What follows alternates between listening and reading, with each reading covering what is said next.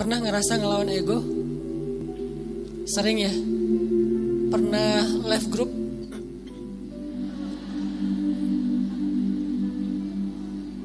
Kadang gak left group, cuman grupnya yang nge-left kita.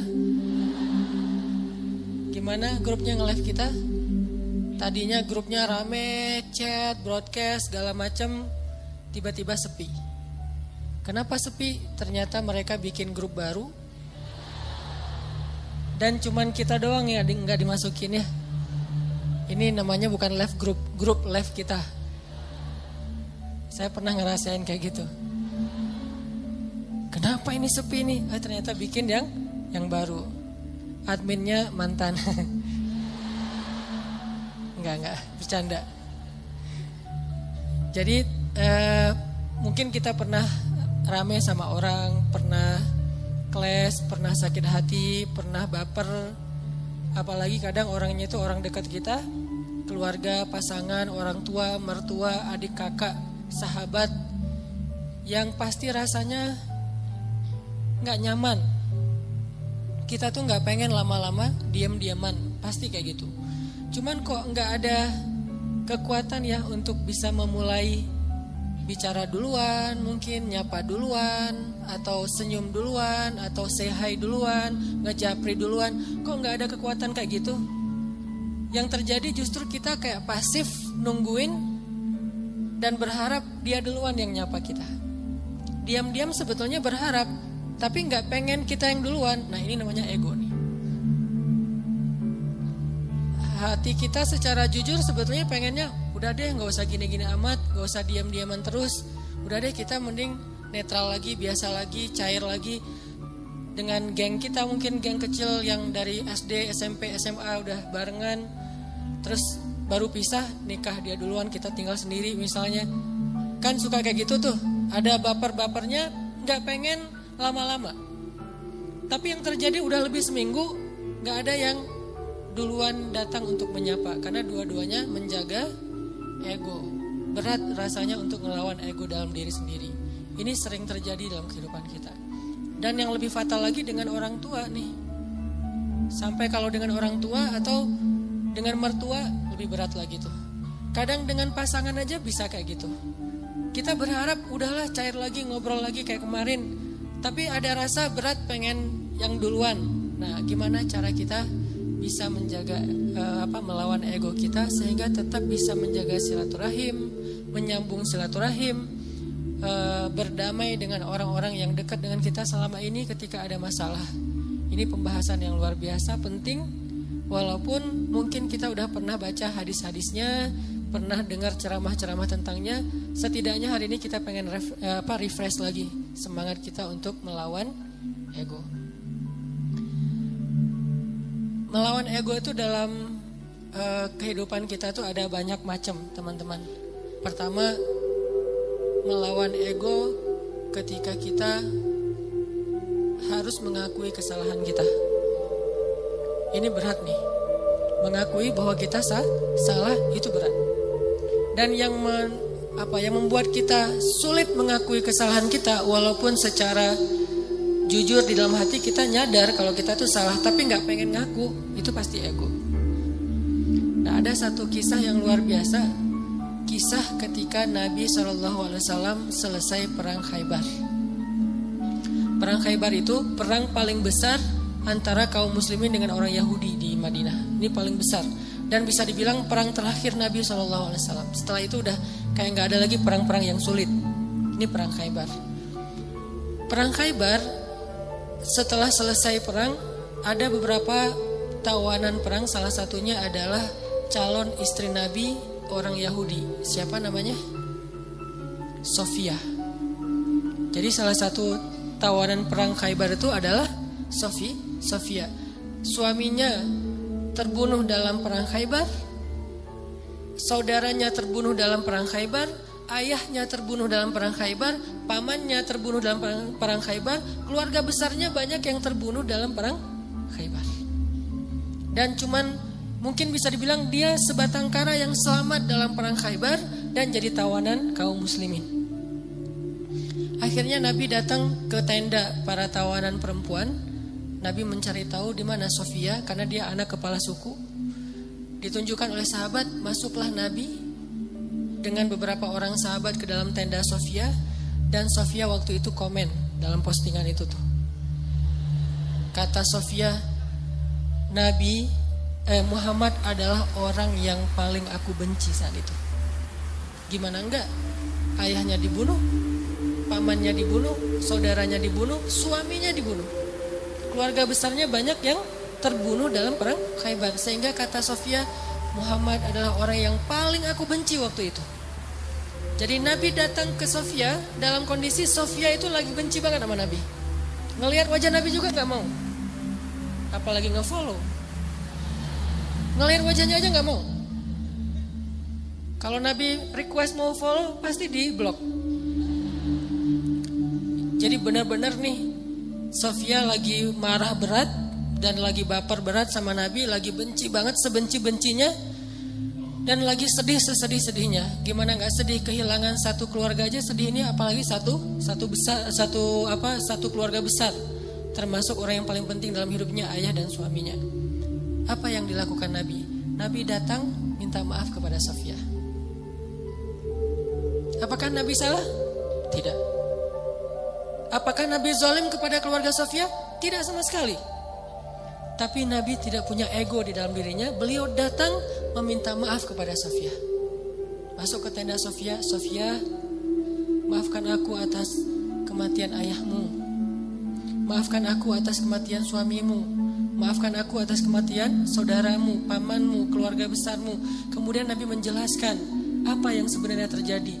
Aku udah ngasih kesempatan buat ayahmu, tapi beliau menolak, beliau malah menyerang kami, beliau malah zalim kepada beberapa kaum muslimin dan seterusnya. Nabi menjelaskan, meminta maaf, menjelaskan, meminta maaf, menjelaskan, meminta maaf, terus menerus sampai akhirnya luluh hati Sofia, dan tiba-tiba Sofia menjadi jatuh hati kepada Rasulullah SAW. Lihat luar biasanya Nabi dalam meminta maaf. Bukan maaf ya, udah selesai pergi. Enggak. Beliau minta maaf sampai Sofia jatuh hati pada beliau. Itu gimana caranya tuh? Orang yang tadinya benci banget jadi cinta banget. Sehingga kata Sofia, beliau terus meminta maaf dan menjelaskan, meminta maaf dan menjelaskan, meminta maaf dan menjelaskan, sampai akhirnya beliau menjadi orang yang paling aku cintai di muka bumi. Ini luar biasanya akhlak Nabi SAW. Jadi Nabi itu bukan hanya bisa bikin orang yang lagi bete jadi happy, malah orang yang jadi lagi haters banget jadi followers dan fans berat. Bukan fans lagi, loversnya jadi pencinta. Ini artinya ada pelajaran gimana melawan ego. Mengakui bahwa kita salah, walaupun posisi Nabi sebetulnya beliau gak salah. Namanya perang pasti ada adu fisik segala macam. Lagian kalau kita baca kronologis cerita perang Khaybar, maka kita akan lihat bahwa Nabi itu udah toleran banget, udah ngasih kesempatan banget, udah ngasih banyak tawaran-tawaran yang gak harus perang deh, udah kita damai aja. Tapi mereka gak mau, akhirnya gak bisa dihindari, terjadilah perang. Kalau kita baca kronologis panjangnya perang Khaybar. Tapi dalam kondisi Nabi gak bersalah, Nabi gak zolim, Nabi gak pernah mencurangi hak orang lain, Nabi masih datang kepada perempuan ini untuk meminta maaf. Gimana dengan kita yang mungkin kondisi kita nggak seperti Nabi yang suci, yang maksum. Pasti ada salahnya kita. Walaupun kadang-kadang yang pertama salah orang lain. Yang pertama salah itu mungkin teman, salah ngomong, salah sikap. Atau kadang-kadang sikapnya bukan sesuatu yang gimana, cuman diam doang. Kadang dia diam, kita baper. Akhirnya bapernya tuh berlarut-larut sampai keinget lagi yang dulu-dulu, jadilah diakumulasi jadi rame. Emang sih dia dari dulu tuh kayak gitu, dibawa yang dulu-dulu. Padahal katanya dulu udah dimaafin, tapi masih dibawa lagi. Nah ini artinya kalau Nabi aja yang gak bersalah datang meminta maaf duluan, dan meminta maafnya tuh gak sekali, berjam-jam loh. Kalau kata periwayat cerita itu berjam-jam Nabi minta maaf, sampai membuat Sofia perlahan-lahan yang tadinya gak mau ngelihat mulai ngelihat, yang tadinya gak mau senyum mulai matanya agak sedikit gak mau melotot lagi gitu. Terus lama-lama Sofia mulai antusias, lama-lama Sofia tersenyum, dan kemudian Sofia malah luluh hatinya, bahkan jatuh hati kepada Nabi. Bukan karena Nabi keren, kece, bukan, karena akhlaknya yang luar biasa. Baru Sofia mengakui kepada Nabi, mengatakan, beberapa malam yang lalu saya mimpi. Baru Sofia jujur. Mimpi apa? Saya mimpi, dalam mimpi itu rembulan jatuh ke dalam pangkuan saya. Rembulan purnama banget jatuh ke dalam pangkuan Sofia. Lalu saya ceritakan mimpi ini kepada suami saya dipukul sama suami saya, ditampar sama suaminya. Kenapa? Karena suaminya tahu makna dari mimpi. Kata suaminya, kamu jangan macam-macam. Kamu tertarik dengan laki-laki yang di Madinah, maksudnya Muhammad. Padahal Sofia gak pernah tahu tentang Muhammad. Tapi Allah ilhamkan lewat mimpi bahwa kelak Sofia itu akan menjadi salah satu yang mendampingi hidup Nabi Muhammad SAW. Baru Sofia ngomong, kalau saya mimpi rembulan jatuh ke dalam pangkuan saya, tapi saya masih gak percaya, mana mungkin pembunuh suami saya akan jadi suami saya. Pembunuh ayah saya bakalan mendampingi hidup saya. Tapi ketika melihat akhlak Nabi, semuanya berubah. Dialah yang paling layak untuk saya. Ini melawan ego dengan cara meminta maaf. Dan itu gak gampang. Tapi walaupun itu gak gampang, justru karena dia sulit, balasan di sisi Allahnya luar biasa. Sehingga ada kaidah dalam fikih, al-jaza min jinsil amal, al-jaza ala qadril masyaqqah. Balasan itu tergantung sulitnya beramal. Balasan itu tergantung sulitnya beramal. Makin sulit dalam beramal, makin besar balasan di sisi Allah Subhanahu wa taala. Jadi kalau kita ngerasa meminta maaf, mengakui kesalahan itu adalah hal yang berat, yang sulit, berarti itu ibadah yang luar biasa pahalanya. Lebih gampang mana coba saya tanya? Meminta maaf atas kesalahan kita dengan sholat sunnah qobliyah 2 rakaat. Lebih gampang sholat sunnah. Bahkan terkadang lebih gampang tahajud daripada minta maaf. Kadang-kadang lebih gampang melaksanakan tahajud. Ada orang tahajudnya rajin tapi gak pernah mau ngaku kalau dia salah. Kan berarti lebih sulit meminta maaf ya. Maka dari itu menjadi salah satu indikasi bahwa meminta maaf dalam kondisi tertentu pahalanya lebih besar daripada ibadah tahajud. Kenapa? Karena dia lebih sulit. Al-jaza'u ala qadril masyaqqah. Balasan itu tergantung tingkat kesulitan dalam beramal. Ada 2 orang yang datang ke masjid. Yang satu jarak rumahnya cuma di sebelah masjid. Yang satu lagi jauh dari masjid. Kemudian kondisinya hujan, sehingga dia hujan-hujanan datang ke masjid dingin, berdiri di shaf pertama di belakang imam, barengan nih. Tapi pahalanya beda. Tergantung apa? Tergantung kesulitan. Yang satu dekat masjid, pahalanya pahala berjamaah. Yang kedua jauh dari masjid, pahalanya berjamaah dan effort yang lebih. Begitu juga kita ketika kita ngerasa ada ego yang harus kita lawan. Makin berat ego yang harus kita lawan, makin besar pahala dari ibadah itu. Ini namanya meminta maaf. Gak gampang. Bahkan Nabi SAW kadang meminta maaf kepada pasangannya, kepada keluarga besarnya, kepada sahabatnya kalau beliau pernah menyakiti mereka. Buktinya apa? Sebelum Nabi wafat, dalam kondisi sakit berat, Nabi itu lagi meriang, lagi gigil gitu. Tiba-tiba Nabi berdiri dalam keadaan yang gak gemetar gitu, gak kuat berdiri. Nabi berdiri di depan mimbar. Nabi mengatakan, wahai sahabat-sahabatku, wahai sahabat-sahabatku, kalau aku pernah menyakiti kalian sebelum ini, maka maafkanlah aku. Jika kalian ingin mengambil hak kalian untuk membalas, maka balaslah sekarang. Karena mungkin ini adalah pertemuan kita yang terakhir. Bayangin seorang nabi yang jasanya itu udah lebih daripada ibu ke anak kan? Jasa ibu ke anak masih kalah dengan jasa nabi kepada umatnya. Kalau ibu ke anak jasanya apa? Mengandung, melahirkan, menyusui, membesarkan. Kalau jasa Nabi bukan cuma di dunia, tapi juga di akhirat. Nabi itu paling berjasa dalam hidup kita, bahkan lebih daripada orang tua kita. Orang tua kita nanti di akhirat ninggalin kita loh. Begitu bangkit dari kubur, semuanya jalan sendiri-sendiri.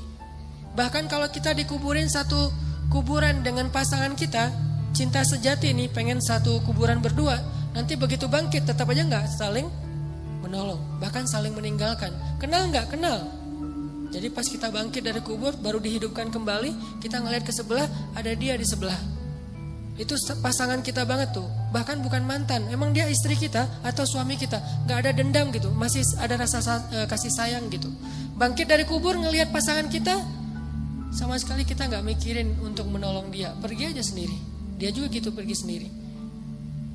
Yauma yafirrul mar'u min akhihi wa ummihi wa abihi wa sahibatihi wa bani likulli imri'in minhum yawma idzin sya'nun yughni. Hari ketika seorang ibu ayah meninggalkan anaknya, ketika istri suami meninggalkan pasangannya, ketika adik kakak meninggalkan saudaranya, ketika sahabat karib meninggalkan sahabatnya, setiap orang sibuk hanya dengan urusannya sendiri-sendiri. Cuman satu orang yang hari itu peduli kepada kita. Bukan ayah kita, bukan ibu kita, bukan istri kita, bukan suami kita, bukan guru kita, bukan sahabat kita, bukan geng SD kita, bukan teman satu grup sama kita, bukan siapapun. Terus siapa? Rasulullah Sallallahu Alaihi Wasallam. Cuman Nabi yang paling sibuk di hari itu. Nyari-nyari kita, terus minta ke Allah, ya Allah selamatkan dia, nyari lagi, ya Allah selamatkan dia, terus saja sepanjang waktu. Jadi Nabi itu orang yang paling berjasa. Jadi walaupun kalaupun beliau pernah menyakiti, ya sudah hak beliau untuk dimaafin. Kecil kesalahan beliau kalau pernah pun menyakiti sahabat dibandingkan dengan jasa yang sangat besar. Dan gak mungkin juga Nabi sengaja menyakiti, pasti gak sengaja. Tapi dalam kondisi kayak gitu Nabi masih minta maaf, bayangin. Seorang Rasul, utusan Allah, kekasih Allah, minta maaf kepada umatnya. Terus siapa? Kita sebagai suami harus merasa ego meminta maaf kepada istri. Apakah kita lebih mulia daripada Rasulullah? Siapa kita sebagai istri merasa ego meminta maaf kepada suami? Apakah kita lebih mulia daripada Rasulullah? Meminta maaf kepada orang tua, meminta maaf kepada anak, meminta maaf kepada mertua, teman dan seterusnya. Apakah kita lebih mulia daripada Rasulullah yang udah sempurna? Tapi beliau tetap meminta maaf kepada umatnya. Nabi berdiri dalam keadaan susah payah. Padahal Nabi kalau pengen minta maaf bisa aja mention aja lah, gak usah harus ketemu orangnya kan ya. Tinggal add siapa minta maaf ya, udah. Nabi bisa telepon, Nabi bisa japri, Nabi bisa ngutus orang, kasih tahu ke dia saya minta maaf. Atau suruh ngumumin sama kayak Abu Bakar gitu. Abu Bakar berdiri di atas mimbar, wahai kaum muslimin, Rasulullah lagi sakit keras. Beliau berpesan minta maaf kalau ada salah kepada kita semuanya. Bisa kan? Tapi saking seriusnya Nabi minta maaf, beliau dalam keadaan sangat lemah dan itu sakit yang membuat beliau wafat loh. Berarti sakit keras banget nih. Tapi beliau sempat-sempatin untuk berdiri di atas mimbar dalam keadaan gemetar dan mengatakan, maafkanlah aku wahai kaum muslimin, wahai sahabat-sahabatku. Dan kalau kalian sulit menerima permintaan maaf, maka balaslah sesuai dengan hak kalian. Nabi siap dibalas. Dan itu jujur dari Rasulullah. Tiba-tiba seorang sahabat yang kita tahu, Ukasyah, berdiri mengatakan, ya Rasulullah, saya akan mengambil kisos. Para sahabat semuanya kaget. Ukasyah kok tega banget sama Nabi, nggak ngelihat Nabi lagi sakit keras. Dan itu kekasih mereka semua. Mereka lebih mencintai Nabi daripada orang tuanya, daripada pasangannya. Makanya ada istilah bi abi wa ummi anta ya Rasulullah. Engkau lebih kami cintai dari semuanya ya Rasulullah. Tiba-tiba Ukasyah bilang, ya Rasulullah, saya menuntut kisos. Karena dulu Rasulullah pernah mencambuk punggung saya ketika sedang mengendarai onta, nggak sengaja kena pas ngangkat kayak cambukan gitu untuk ini onta, kena Ukasyah. Nabi langsung meminta dipapah untuk turun dari mimbarnya, wahai Ukasyah, ambillah hakmu. Sama sekali nggak berubah wajah Nabi, sama sekali Nabi itu nggak merasa, Ukasyah, ya sih, cuman nggak gitu-gitu amat kali, kan saya lagi sakit, nggak. Ukasyah, kamu nggak ngelihat nih wajah saya pucat kayak gini, Ukasyah tega banget sih sama aku. Nggak sama sekali nih Rasulullah, tulus banget minta maaf. Kalau kita kan kayak minta maaf itu basa-basi ya. Minta maaf dengan harapan dia juga ngakuin kalau kesalahan dia lebih banyak gitu. Agak-agak kurang tulus sih, modus banget kalau kita. Kalau Rasulullah itu tulus banget. Begitu Ukasyah minta kisos, Rasulullah turun dan Rasulullah bilang, tolong ambilkan cemeti untuk Ukasyah. Diambilkan oleh sahabat. Terus Ukasyah pegang itu, kata Ukasyah, ya Rasulullah, waktu itu saya nggak pakai baju.